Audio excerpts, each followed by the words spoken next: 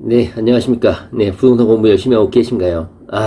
자, 어제 오늘은 보니까, FX 가수 설리가 또 극단적인 선택을 해가지고, 저는 팬이었죠. 너무너무나 안타까운 것 같아요. 25밖에 안 되는데, 돈이 없는 것도 아니고, 먹고 살만 할 텐데, 왜 그런 선택을 했을까? 너무너무너무나 마음이 아팠습니다. 돈이 인생의 전부는 아닌 것 같아요. 저도 지난 영상에서 돈이 인생의 전부냐, 그런데 제가 어떻게 답을 했습니까? 그래, 돈이 인생의 전부다. 이런 영상을 한번 찍은 적이 있었죠. 이런 설리와 관련된 소식을 들으니까 또 그런 것만은 아니다. 너무 돈 버는데 부동산 투자에 집착해가지고 몸 건강 버리면 안 되겠다. 그런 생각이 듭니다. 그러나 우리는 아직 의지력이 강한 사람들이기 때문에 반드시 이 부동산 투자의 세계에서 살아남아야 된다는 의지를 다시 한번 새기고 산과 그 다음에 부동산 투자의 이런 경계를 적절히 조절할 수 있는 지혜가 좀 필요한 것 같습니다. 오늘은요, 돈 되는 아파트, 돈 되는 아파트 투자의 정석이라는 책에 대해서 한번 간단히 한번 살펴보려고 합니다. 네. 제 기준으로 책 내용을 보는 것이니까요. 제 기준으로 저한테 궁금한 내용, 저한테 새로운 내용만 정리해 본 것이니까요. 별로 큰 도움이 안 될 수도 있습니다. 그러나 이 책이 이제 부동산을 시작하시는 분들한테는 좀 도움이 되지 않을까 하는 생각이 듭니다. 이제 부동산 투자를 막 시작하시는 분들, 아파트 투자에 대해서 관심을 가지시는 분들한테는 좋은 책이 아닌가 싶습니다. 한번 같이 한번 보도록 하겠습니다. 예. 자, 오늘 함께 살펴볼 책 이름은 돈 되는 아파트 투자의 정석입니다. 책 제목이 좀 팔릴 수 있게끔 지어진 책 제목이죠. 저자는 김석준과 김도사입니다. 돈 되는 아파트. 제목이 눈에 끌리죠. 이런 책 제목들이 잘 팔리죠.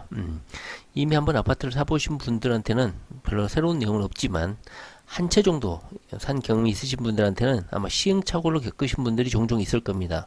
이 책을 통해서 자신이 아파트를 처음 구매하셨을 때 어떤 시행착오를 겪었는지 그 이후로 어떤 점을 반성을 하고 후회를 하는지 한번 이 책을 통해서 한번 점검을 해보시고 아직 아파트를 사본 경험이 없으신 분들은 분명히 큰 도움이 될 수 있는 책이라고 생각합니다.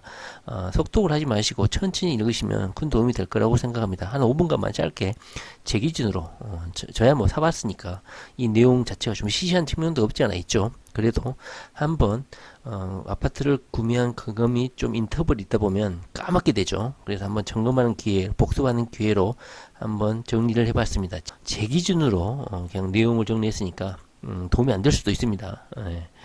이 책 제목은 이렇게 되어 있습니다. 이렇게 되어 있고 표지도 이렇게 되어 있습니다. 한 320페이지 정도 되는 것 같습니다.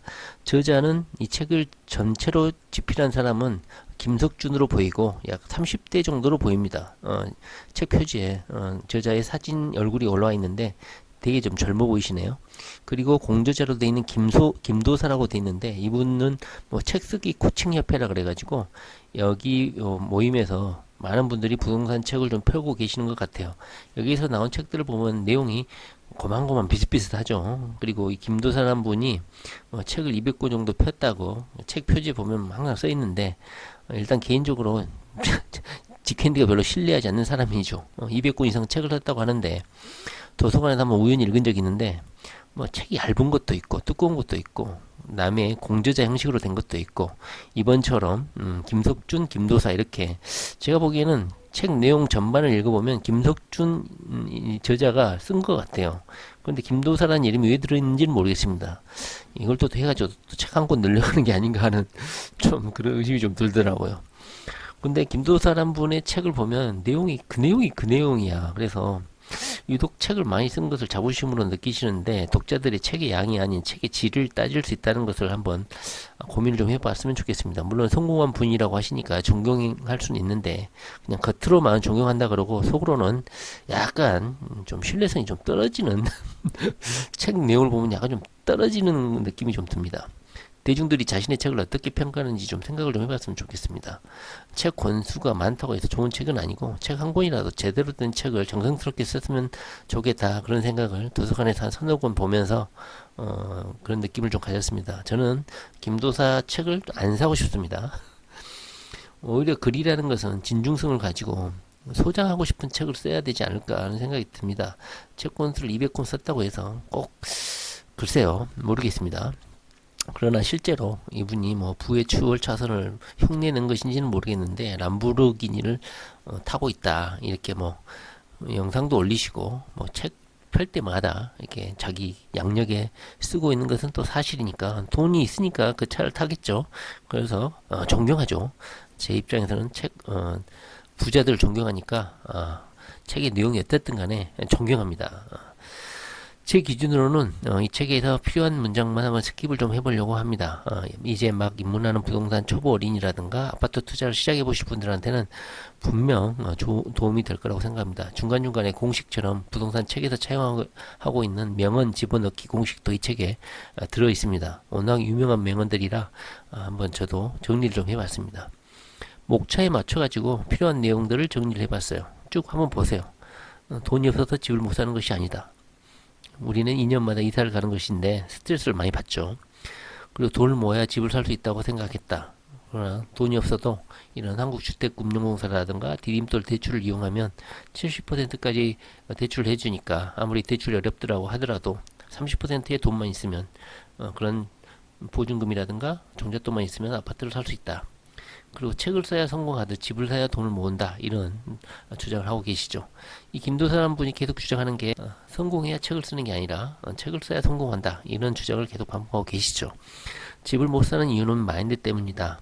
그래서 오리슨 S의 부의 비밀이라는 책의 내용을 차용을 했는데 쭉 한번 읽어보세요. 가난을 이야기하고 가난을 생각하고 가난을 예상하고 가난에 대비하면 정말로 가난해진다. 가난을 준비하는 것이 가난의 조건을 충족시키고 마는 것이다. 사람들은 끝없이 예상하면서 예상한 상태를 초래하게 된다. 가난을 생각하고 자신을 의심하고 절망적 사고 회로에 빠지게 되면 아무리 노력해도 스스로 만들어낸 사고 흐름에서 벗어날 수 없게 된다.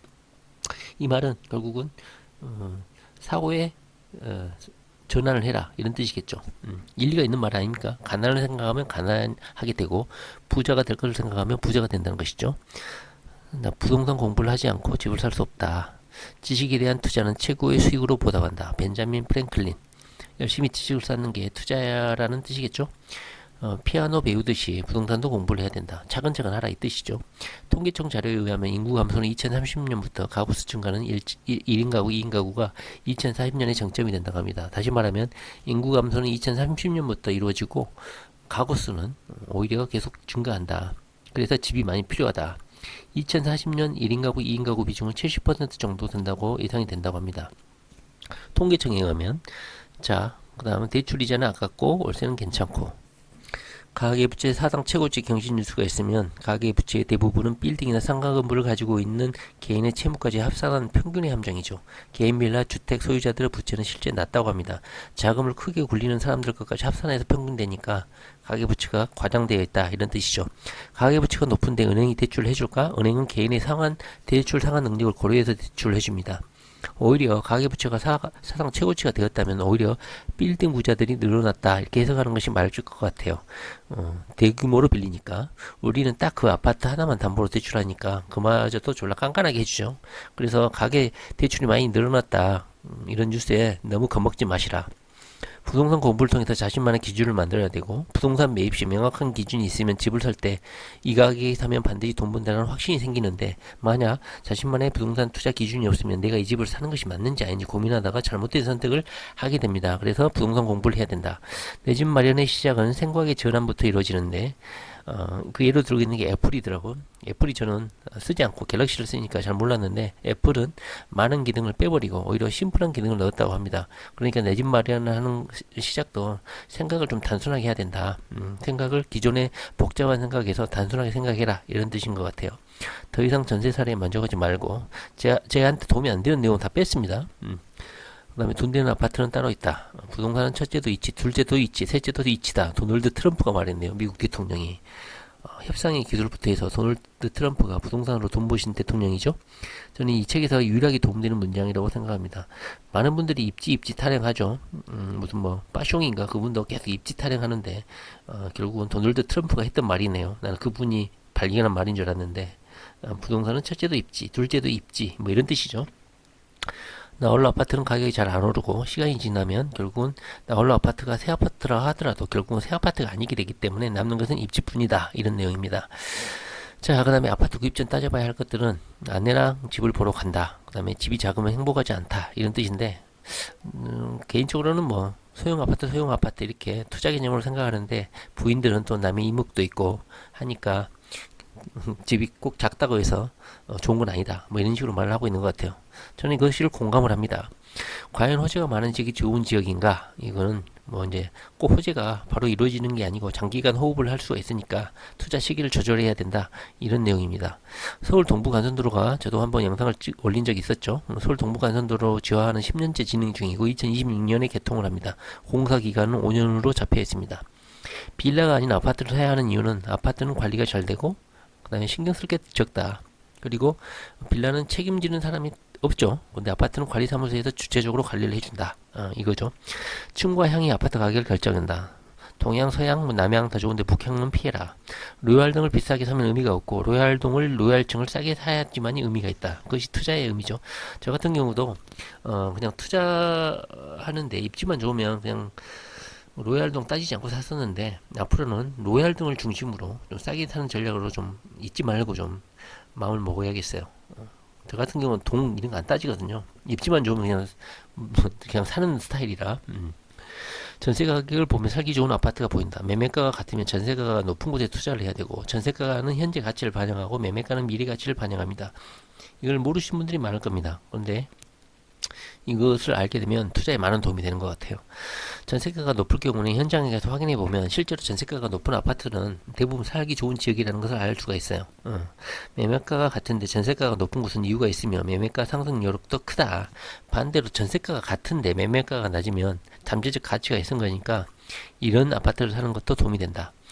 특히 뉴스에 전세 대란, 매매가보다 비싼 전세 거래 이런 신문 기사를 나오면 주시를 해야 된다. 이런 기사가 뜨면 발빠르게 갭 투자를 해야 된다.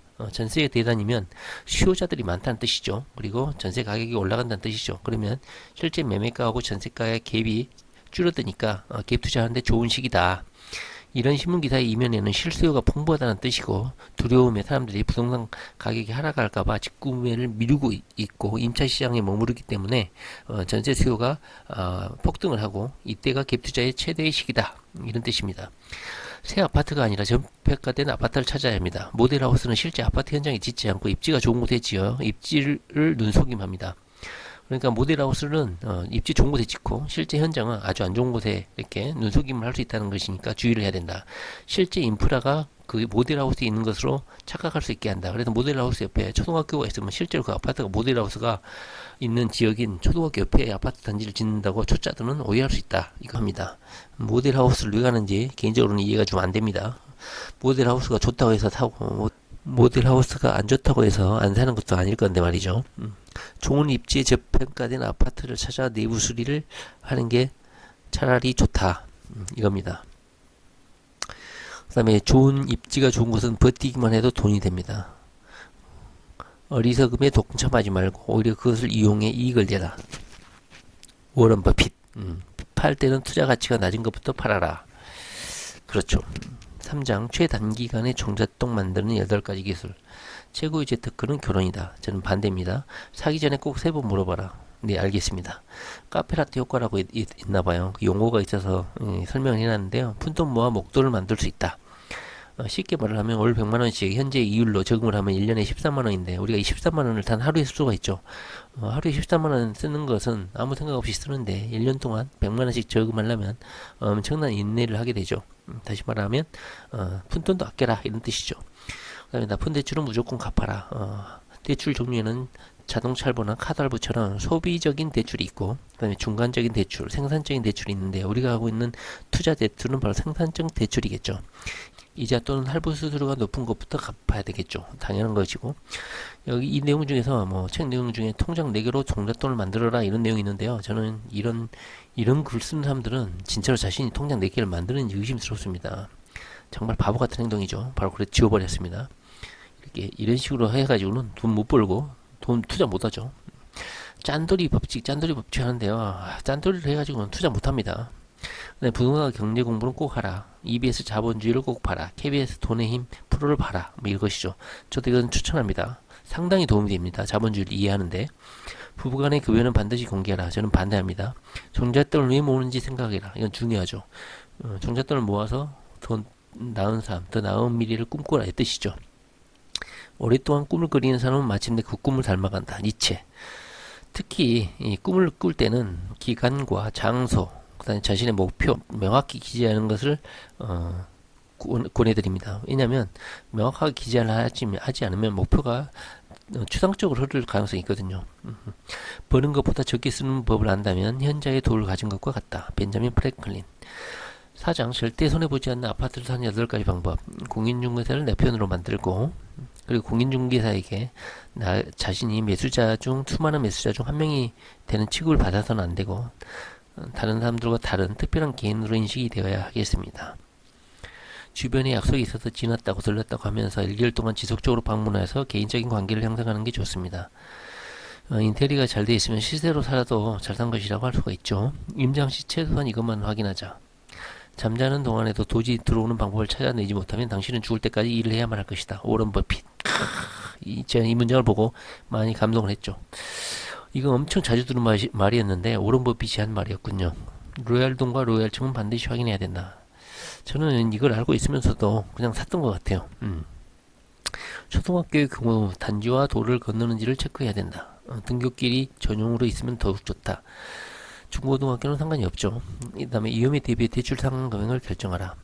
거기에 나온 용어 중에 원금 균등 상환과 원리금 균등 상환, 만기 일시 상환이 있는데, 원리금 균등 상환은 우리가 흔히 하는 것이니까 다 아실 건데, 원금 균등 상환에 대해서 한번 설명해 볼 거예요. 원금을 빌린 개월수로 내고 그 나머지 잔액에 대해서 이자를 내므로 매달 내는 이자가 점점 줄어들겠죠. 그래서 초기의 상환 부담이 크지만 계속 뒤로 갈수록 이자를 내는 양도 줄어들고 원금도 줄어든다.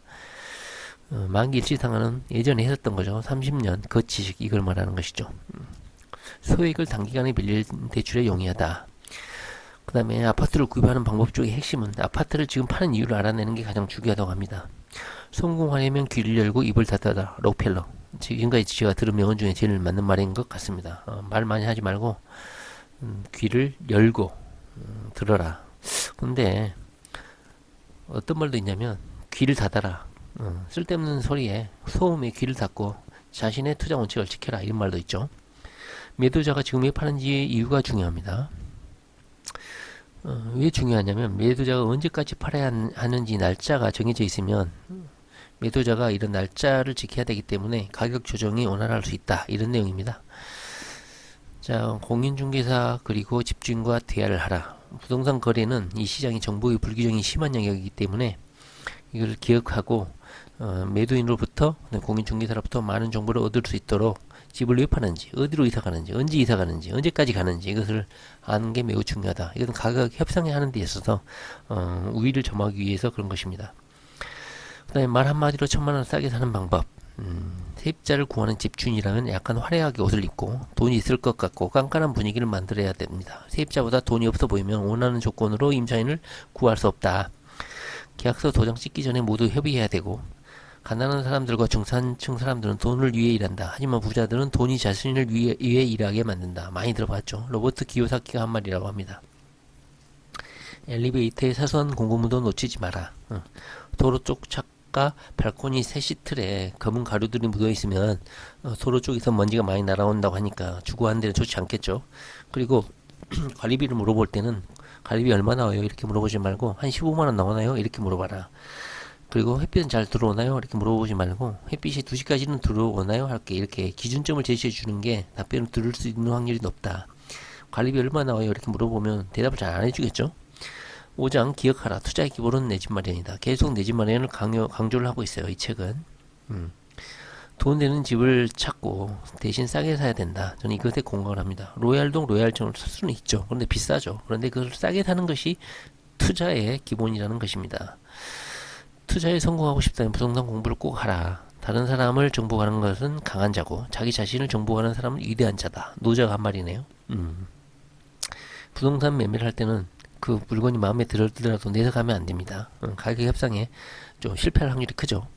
왜 집을 팔고 언제까지 이사 가야 되는지 매도자의 현재 위치를 확인하라. 이건 제가 계속 반복을 하고 있는 것이고, 그렇게 되면 시간을 내 편으로 만들게 되고, 시간이 흐른 뒤에 집이 안 나가게 될 경우에 매수자인 제 자신이 가격을 주도할 수 있는 협상 우위에 선다 이런 뜻이죠.